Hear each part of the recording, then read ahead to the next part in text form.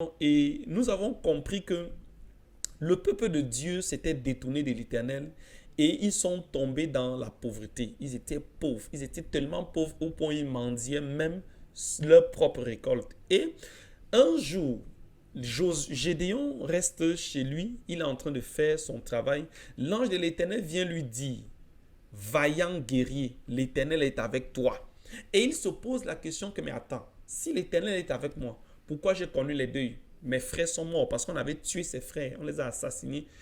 Pourquoi je suis pauvre? Tout ce qu'il entreprend ne marche pas. Pourquoi je suis dans le chômage? Pourquoi toutes ces choses nous arrivent? C'est pourquoi le thème de petite exhortation, de l'exhortation, c'est il ne t'a pas abandonné. Pourquoi nous allons dire il t'a pas abandonné? À cause de la question que Gédéon se pose. Il dit, si l'Éternel est avec nous, pourquoi donc toutes ces choses nous sont-elles arrivées? Bien aimé dans le Seigneur, peut-être tu te poses ces questions. Pourquoi je suis dans le chômage?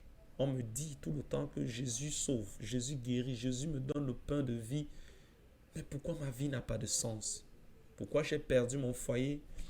Je veux parler à quelqu'un aujourd'hui, je vais m'adresser particulièrement à une personne aujourd'hui. Tu te poses la question de savoir pourquoi tu as perdu ton mari, pourquoi ton foyer a été gâté, pourquoi tu as perdu ton épouse, pourquoi tout ce que tu entreprends ne marche pas, pourquoi ton travail ne donne pas, pourquoi la pauvreté.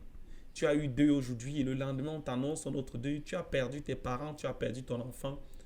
Je vais t'encourager aujourd'hui, toi qui m'écoutes, je vais t'encourager, toi qui m'entends, de persévérer dans le Seigneur.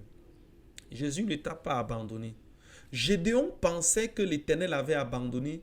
Gédéon croyait que l'Éternel n'était pas avec lui. Mais ce que Gédéon ignorait, c'est qu'il était un vaillant guerrier. Je vais t'annoncer que tu es un vaillant guerrier, que tu as du prix aux yeux de l'Éternel.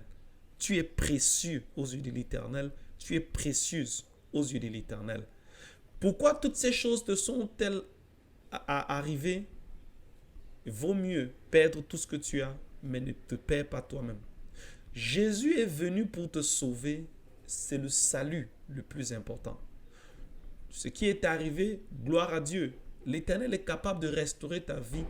Et même si ta vie même si tu ne retrouves pas, parce que tu peux avoir perdu un enfant, tu ne retrouves plus cet enfant-là précisément, mais l'Éternel est capable de t'en donner plusieurs. Et d'ailleurs, s'il ne t'en donne pas, il te donne au moins une chose, la vie éternelle. La Bible nous enseigne quelque part que Christ essuiera toutes larmes. Il essuiera toutes larmes. Il n'y aura plus de douleur. Il n'y aura plus de cris. Il n'y aura plus ça.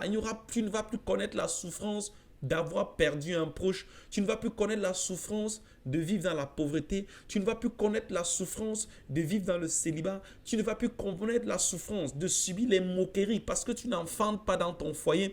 Tu ne vas plus connaître la souffrance de ce cancer. Peut-être le médecin a dit que cette maladie est incurable. Un cancer. Tu ne vas plus connaître cette souffrance parce que tu as du prix aux yeux de l'Éternel.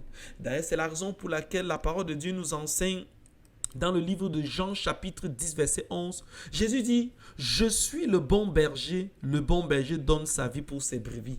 Oui, il l'a fait. Jésus l'a fait. Il a donné sa vie pour toi.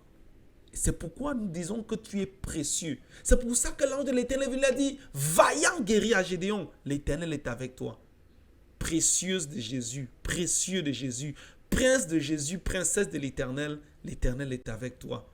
Ne désespère surtout pas, parce que le plus important, c'est le salut de ton âme. Le plus important, c'est la grâce que Jésus t'accorde. Le plus important, c'est la vie éternelle que Jésus te tend. Le plus important, c'est cette belle maison qu'il a construite là-haut, qui t'attend. Le plus important, c'est ces rues pavées d'or dans lesquelles tu vas marcher et tu auras la joie. Le plus important, c'est qu'il va ôter la douleur de ton cœur. Le plus important, c'est le salut de ton âme. Bien-aimés dans le Seigneur, ne nous posons plus cette question et avançons. Avançons vers l'objectif final qui est le salut de nos âmes. Que l'Éternel te bénisse.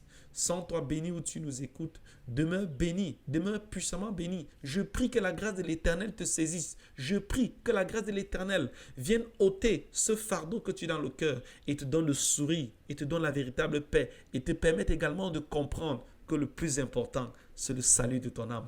Bien-aimé dans le Seigneur, c'était Personnage biblique. Rendez-vous la semaine prochaine. Shalom, shalom.